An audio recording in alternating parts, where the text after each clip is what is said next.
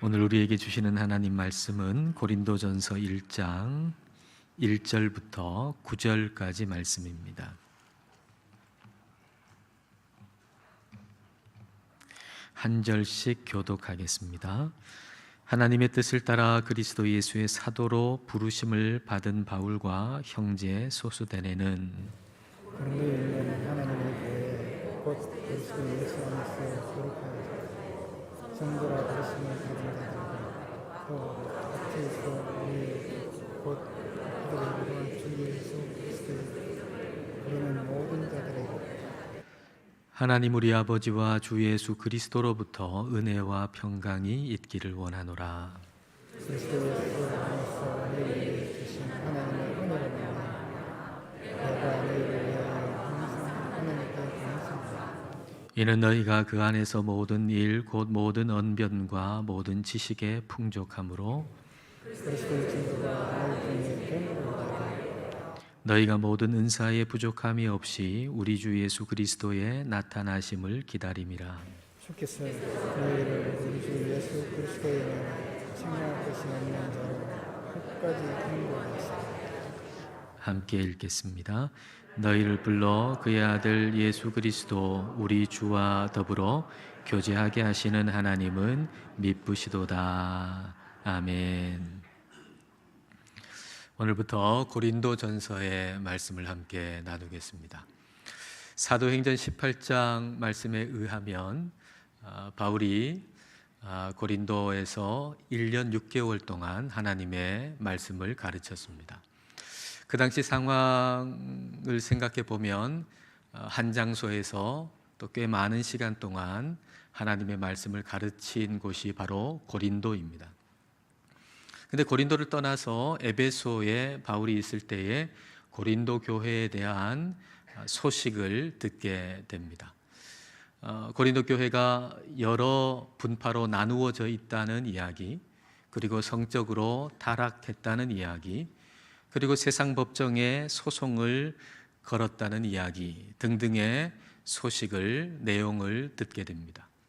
이런 고린도 교회의 복잡한 문제 앞에서 아마도 바울의 마음은 대단히 착잡했을 것이고 또 복잡했을 것입니다. 우리도 복잡한 문제 앞에 설 때가 있습니다. 그럴 때 그 복잡한 문제가 우리의 마음을 대단히 심각하게 짓누르지요. 그럴 때 우리는 어떻게 해야 합니까? 고린도 교회의 복잡한 문제 앞에서 그들에게 보내는 편지의 처음에 9절 가운데서 우리가 그 해답을 찾아보고자 합니다. 자, 먼저 1절 말씀을 보십시오. 하나님의 뜻을 따라 그리스도 예수의 사도로 부르심을 받은 바울과 형제 소스데네는, 이것이 바울이 자신이 누군가라고 하는 것을 밝히는 거죠. 편지를 받는 사람에게 밝히는 것뿐만이 아니라 자기 스스로에게 이것을 다시 한번 명확하게 하는 것입니다. 바울은 자기 자신을 하나님의 뜻을 따라 그리스도 예수의 사도로 부르심을 받은 사람이다 라고 지금 생각하고 있습니다. 우리가 어떤 복잡한 문제 앞에서 대단히 화가 나거나 우울해질 때가 있는데, 그 원인을 가만히 생각해 보면 그 복잡한 문제 앞에서 나 자신에게 집중하기 때문입니다. 만일 고린도 교회의 그 복잡한 문제를 듣고서 바울이 내가 어떻게 세운 교회인데 라고 생각했다면, 아니 그 고린도 교회에 내가 어떻게 세운 교회인데 라고 그렇게 생각했다면 바울은 대단히 화가 나고 또 대단히 우울해졌을지 모릅니다. 그러나 바울은 그 복잡한 문제 앞에서 자기에게 집중하지 않고 하나님께 집중했습니다. 고린도 교회가 내가 세운 교회가 아니라 하나님이 나를 부르셨고 하나님이 나를 고린도로 보내셨고, 그래서 그곳에서 하나님이 세우신 교회가 고린도 교회라고 하는 것을 다시 한번 상기시킨 것이죠. 하나님께 우리는 집중해야 합니다. 어떤 복잡한 문제 앞에서 우리가 우리 자신에게 집중하면 집중할수록 우리는 우리 자신을 더 궁지로 몰고 가게 되어 있습니다. 그리고 우리 스스로 나는 패배자라고 실패자라고 그렇게 낙인 찍게 되는 것이죠. 만일 바울이 고린도 교회의 그 복잡한 문제 앞에서 자기 자신에게 집중했다면 아마도 자기 자신을 실패자라고 여겼을지도 모릅니다. 자신이 개척한 교회가 그렇게 많은 문제가 있다면, 그런 소식을 접하면 내가 목회를 잘못해서 자신의 목회가 실패했다고 그렇게 여길 수가 있는 것이죠. 그러나 바울은 이런 상황에서 자기 자신에게 집중하지 않았습니다. 나를 보내신 하나님께 집중했습니다. 일터든지 가정이든지 우리는 하나님께서 나를 보내셔서 여기 보내셨다, 나를 부르시고 이곳에 보내셨다라고 하는 사실을 우리는 꼭 기억해야 합니다. 문제가 복잡하다고 여겨질수록 우리가 분명하게 붙들어야 할 것은 우리가 하나님의 부르심을 받았고 하나님의 보내심을 받아 여기 있다라고 하는 사실입니다. 그렇게 되면, 이게 분명하면, 하나님이 나를 부르셨다, 그리고 하나님이 여기에 나를 보내셨다라고 하는 것이 분명하면 성공과 실패에 대한 생각도 세상과는 다를 것입니다. 수도권의 한 큰 교회에 있다가 전라남도의 어떤 섬의 교회에 가서 섬기게 된 어떤 젊은 목사님에 대한 이야기를 잠깐 봤는데요. 이분이 작은 섬의 그 교회에 섬기러 가니까 많은 사람들이 의아해 하더라는 겁니다. 세상적인 기준으로 보면 수도권에 남아있는 것이 성공이라고 할 수 있겠죠. 그리고 그와 같은 관점으로 본다면 그 시골, 그 섬에 간다라고 하는 것은 실패라고 생각이 들 수도 있을 겁니다. 그런데 이분이 이렇게 얘기하는 거예요. 자기는 대학생 때부터 나는 농어촌 교회를 섬길 거야 라고 늘 그렇게 얘기했다는 거예요. 나는 농어촌 교회를 섬길 거야. 그래서 이 사람을 잘 아는 친구들은 이렇게 얘기한다는 거예요. 너는 너의 꿈을 이루는구나 라고 말이죠. 너는 너의 꿈을 이루는구나. 그러니까 이 사람의 꿈은 하나님이 꿈꾸시는 것을 비전으로 하고서 살아간 것이고, 그래서 그 농어촌으로 가서 목회하는 것, 그것이 그에게는 꿈을 이루는 것이었다는 것이죠. 이 얘기를 들으면서 오늘날 우리가 예수님을 주님이라고 입술로 고백하면서도 예수님의 꿈을 나의 비전으로 삼지 않고 세상이 말하는 꿈을 꾸고, 그리고 내가 만들어내는 꿈을 꾸고 있지는 않은가라는 생각이 들었습니다. 우리가 꿈꿔야 할 것은 세상이 주는 꿈이 아니고 내가 만들어낸 꿈이 아니고 하나님께서 꿈꾸시는 것, 그것이 우리의 비전이 되어야 합니다. 우리 꿈의 주인이 하나님이셔야 한다는 거죠. 내 꿈의 주인이 내가 아니고 하나님이셔야 한다는 거예요. 나의 비전의 주인이 하나님이셔야 한다는 거예요. 내 인생의 주인이 하나님이셔야 한다는 거예요.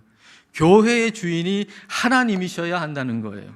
자, 2절 전반절을 보겠습니다.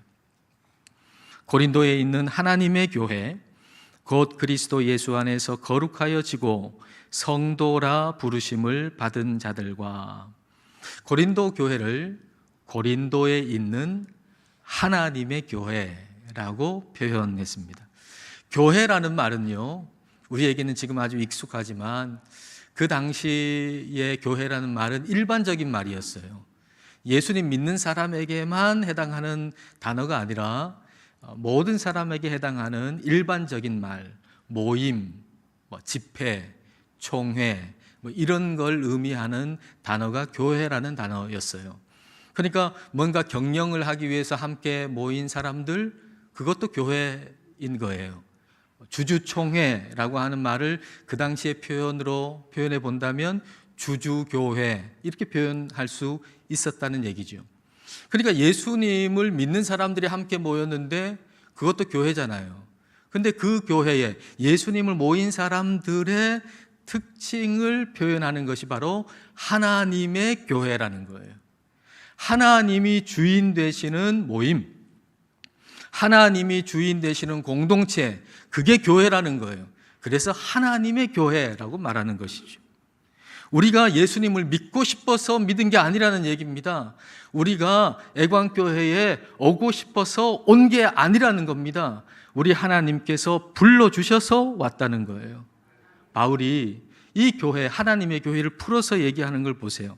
예수님 안에서 거룩하여지고 성도라 부르심을 받은 자들이라고 얘기했어요.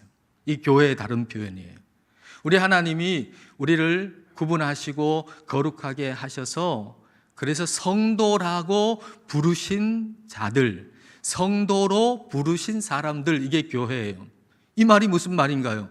우리가 예수님 믿고 싶어서 믿은 게 아니고, 우리가 여기 오고 싶어서 온 게 아니고 하나님이 불러주셔서 왔다는 얘기입니다. 여러분, 하나님이 우리를 불러주시지 아니하셨으면 여기에 한 사람도 있을 수가 없습니다. 그래서 하나님이 주인이라는 거예요. 내가 만약 오고 싶고, 내가 교회를 세우고 싶고, 그래서 교회를 세웠고, 우리가 모이고 싶어서 모였고, 그러면 내가 주인이죠. 그러나 한 사람도 그런 사람이 없이 하나님이 불러주셔서 이곳에 왔기 때문에 교회의 주인은 하나님 한 분밖에 없다, 그 말씀인 것입니다. 바울은 교회의 복잡한 문제 앞에서 교회가 하나님의 교회라고 하는 사실을 분명히 붙들었습니다. 하나님이 주인이시라고 하는 것을 명확히 한 것이죠. 여러분, 우리의 가정이나 일터 또 자녀들의 문제 앞에서도 마찬가지입니다. 우리는 분명하게 기억해야 됩니다. 가정의 문제가 아무리 심각해도, 여러분 일터의 문제가 아무리 심각해도 복잡해도, 자녀들의 문제가 아무리 복잡해도 우리가 분명히 기억해야 할 사실, 일터의 주인은 하나님이시라는 사실이에요. 가정의 주인은 하나님이시라는 사실이에요. 자녀들의 주인은 하나님이라는 사실이에요. 이 사실을 우리는 분명히 해야 합니다. 신앙생활은 말할 것도 없겠죠. 우리가 신앙생활 하다가 겪게 되는 복잡한 문제들이 있지 않습니까? 우리가 만일 섬기지도 않고 봉사하지도 않는다면 별 문제가 없을 거예요. 그냥 주일에 와서 잠깐 예배드리고 그냥 간다, 그러면 별 문제 없을 거예요. 그러나 내가 하나님께 한번 헌신해 보겠다, 봉사해 보겠다라고 하고 여러 교회 부서에서 섬기고 봉사할 때는 아주 복잡한 문제가 생길 수도 있다는 겁니다. 그렇게 복잡한 문제가 생길 때 우리가 명확하게 붙들어야 할 것, 그것은 교회의 주인은 하나님이시다라는 거예요. 여러분, 우리 교회에도 여러 부서가 있잖아요. 여러분들이 여러 부서에서 섬기시는데 여러분 섬기시는 부서에 복잡한 문제가 생겼습니까? 그렇다면 한 가지 분명히 해야 합니다. 그것은 이 부서의, 우리 부서의 주인은 하나님이시다라는 거예요. 여러분, 그 부서의 부서장이 주인이 아니에요. 그 부서에 오래 있었던 사람이 주인이 아니에요. 오직 하나님만이 주인이시라고 하는 사실, 그것을 여러분 결코 놓쳐서는 안 될 것입니다. 교회의 주인은 하나님이십니다. 교회의 주인은 우리 주 예수 그리스도이십니다. 교회가 하나인 이유는 우리가 같은 장소, 같은 예배당에 있기 때문이 아니라 교회가 하나인 이유는 우리 주인님이 같기 때문입니다. 우리 주인님이 같기 때문이에요. 자, 2절 하반절을 보십시오.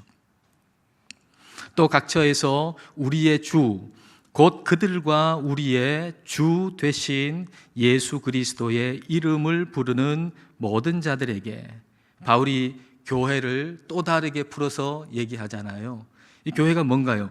주 대신 예수 그리스도의 이름을 부르는 모든 사람들, 이게 교회입니다. 주 대신 예수 그리스도의 이름을 부르는 모든 사람들. 예수님의 이름을 부른다, 주님 대신 예수님의 이름을 부른다는 얘기는 뭔가요? 예수님이 나의 주인님이십니다. 그리고 나는 주인님이신 예수님의 종입니다. 그런 얘기입니다.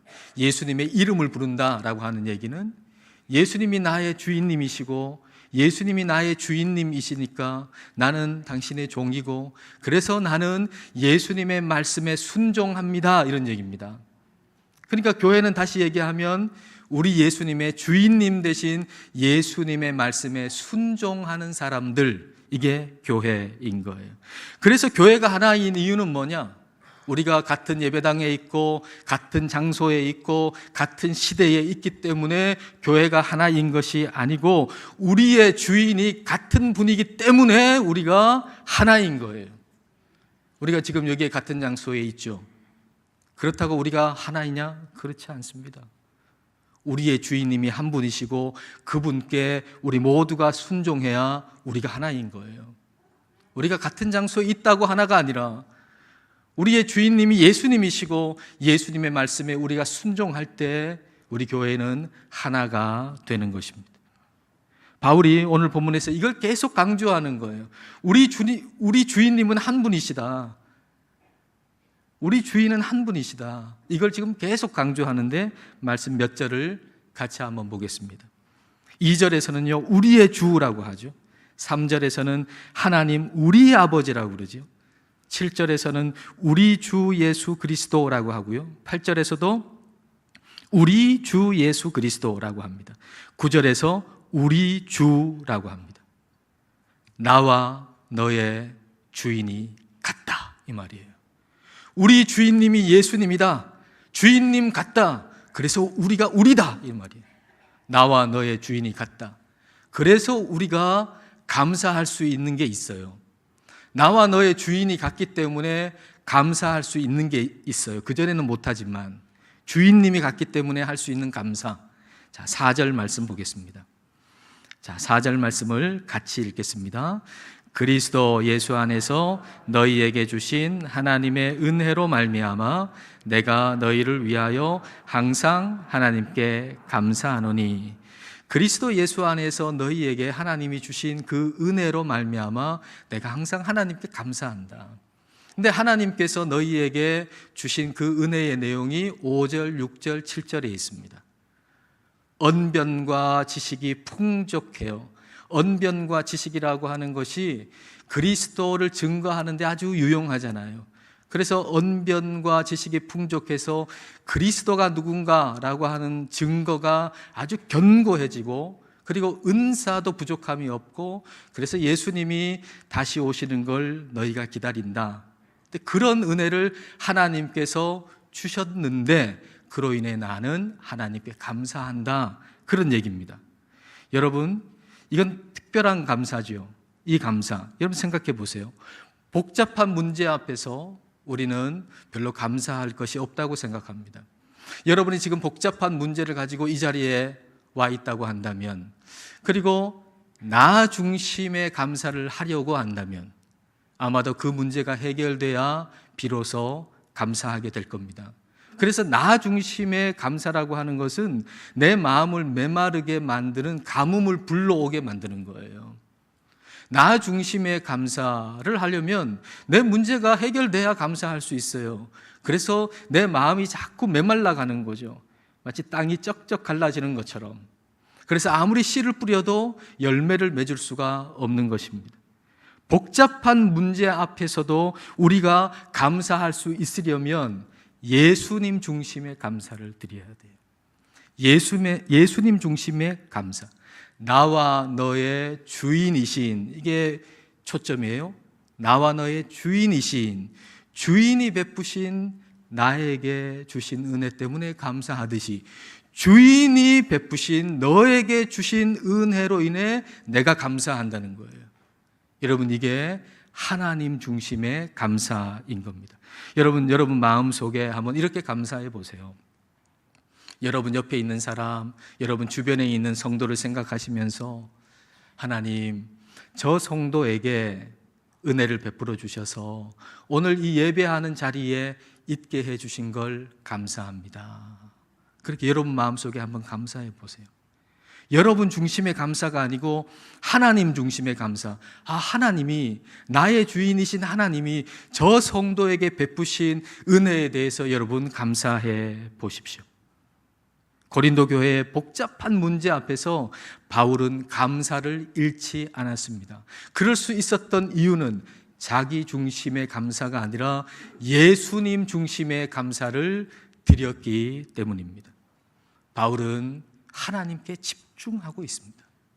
그리고 하나님께 집중함으로 말미암아서 감사할 뿐만 아니라 놀라운 사실도 하나 발견하게 됩니다. 자, 8절 말씀을 여러분 보십시오. 8절 말씀 같이 읽겠습니다. 주께서 너희를 우리 주 예수 그리스도의 날에 책망할 것이 없는 자로 끝까지 견고하게 하시리라. 우리 주 예수 그리스도의 날은 우리 주님 다시 오시는 재림의 날이고요, 심판의 날입니다. 근데 그날에, 그 마지막 날에 우리를 책망할 것 없는 자로 끝까지 견고하게 하신다는 거예요. 이게 우리 하나님께서 끝까지 하시는 일이다라는 것입니다. 복잡한 문제 앞에서 사람은 다리에 힘이 풀리고 주저앉고 싶고요, 그리고 포기하고 싶어져요. 정말 험하고 먼 길을 가서 바울이 고린도에서 1년 6개월 동안이나 하나님의 말씀을 전했잖아요. 근데 전해져 오는 소식은 그들에게 복잡한 문제가 있다는 소식 아닙니까? 그럴 때 고린도 교회를 포기하고 싶은 마음이 왜 없었겠습니까? 다른 교회도 많잖아요. 근데 고린도 교회가 그렇게 문제가 많으니 고린도 교회 하나쯤은 좀 포기하고 싶은 그런 마음이 생길 수도 있을 겁니다. 그러나 포기할 수 없는 것은 우리 주님께서 끝까지 하실 일을 봤기 때문이에요. 우리 주님께서 끝까지 포기하지 아니하시고 책망할 것 없는 자로 끝까지 견고하게 하신다는 것, 우리 하나님이 하실 일을 봤기 때문에 하나님이 포기하지 않는데 내가 어떻게 포기하냔 말이에요. 하나님이 포기하지 않기 때문에 나도 포기할 수 없다는 얘기입니다. 그러면 이런 일을 우리 하나님은 어떤 방법으로 하실까요? 자, 9절 말씀을 여러분 보십시오. 너희를 불러 그의 아들 예수 그리스도 우리 주와 더불어 교제하게 하시는 하나님은 미쁘시도다. 하나님은 미쁘시다 그랬어요. 미쁘시다라는 말의 의미가 뭡니까? 신실하시다는 거 아닙니까? 신실하시다. 우리 하나님은 신실하시기 때문에 우리 예수님과 더불어 우리를 교제하도록 부르시는데 매일 날마다 우리를 부르셔서 우리 주님과 교제하게 하신다는 거예요. 하나님이 우리를 부르셔가지고 예수님의 그 십자가의 길, 예수님의 생명의 길을 출발하도록 출발점에 세우셨잖아요. 근데 우리는 그게 너무 감격스러워가지고 처음에 시작할 때는 얼마나 열정적으로 살아가는지 몰라요. 그런데 우리는 신실하지 않기 때문에 쉽게 마음이 식어버려요. 처음에는 대단한 열정으로 시작했다가 조만간 마음이 식어버린단 말이에요.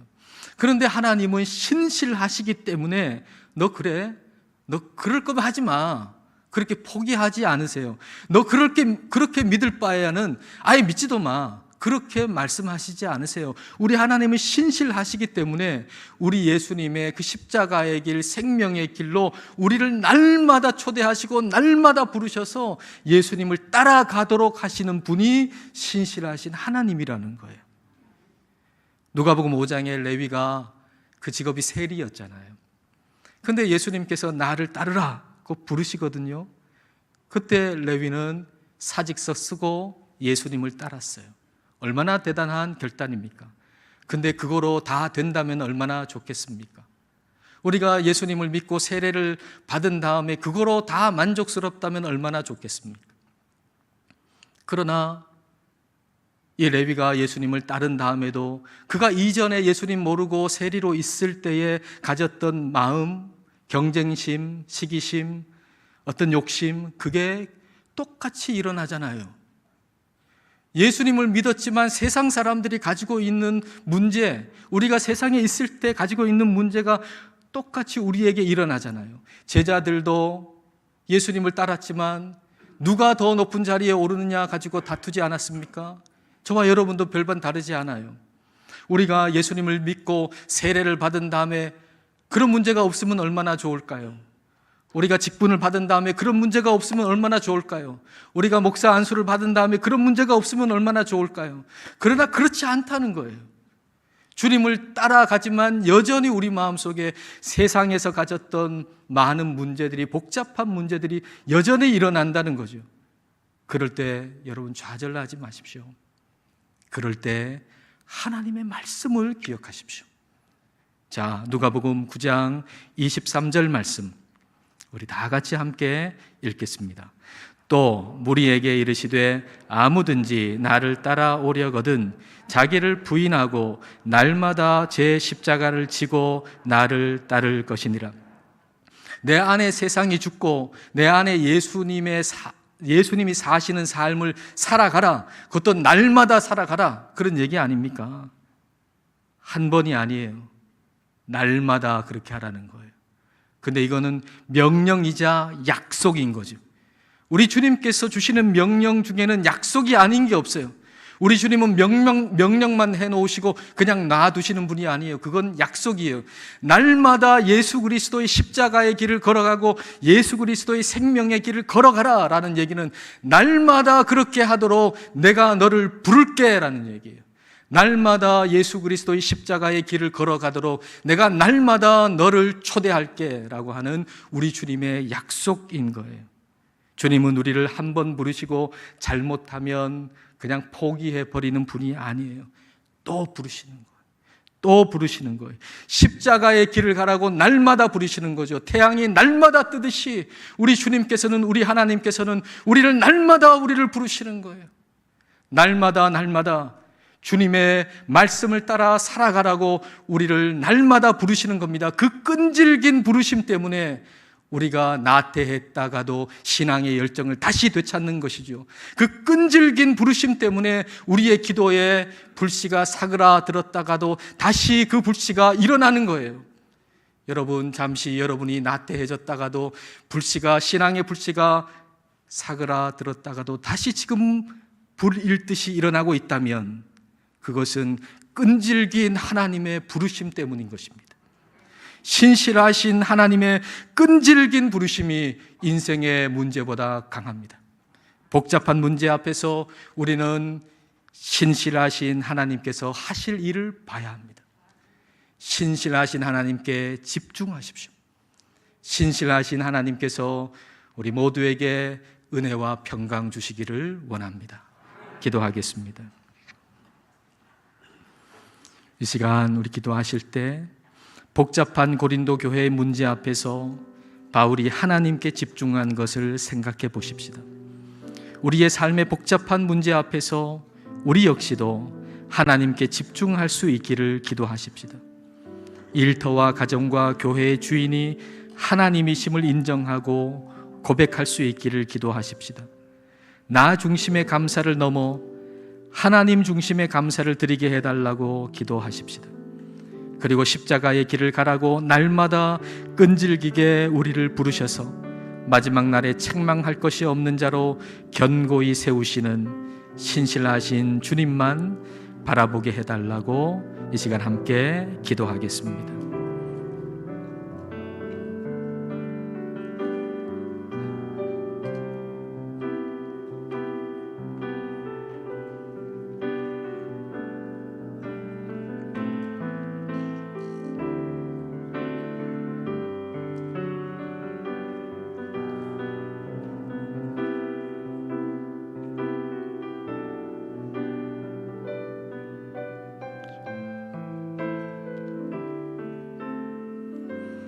이 시간 주님 앞에 기도합니다. 신실하신 하나님 아버지, 저희를 그리스도 예수 안에서 거룩하게 하시고 성도로 부르셔서 하나님의 교회가 되게 하심을 감사드립니다.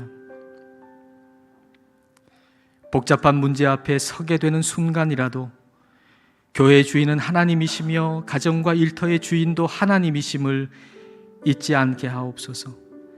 하나님의 부르심을 받은 자이므로 주님께서 보내시는 곳이 어디든 가게 하시고 주님의 꿈을 우리의 비전으로 삼고 살게 하옵소서. 나 중심의 감사를 넘어 예수님 중심의 감사를 드릴 수 있게 하셔서 복잡한 문제 앞에서도 감사하게 하옵소서. 십자가의 길을 가라고 날마다 끈질기게 부르시는 주님의 신실하심으로 인해서 나태했던 신앙이 열심을 품게 되고 식었던 기도의 열기가 다시 되살아나게 됨을 믿고 어떤 문제 앞에서도 신실하신 주님만 바라보게 하옵소서. 예수님 이름으로 기도드립니다. 아멘.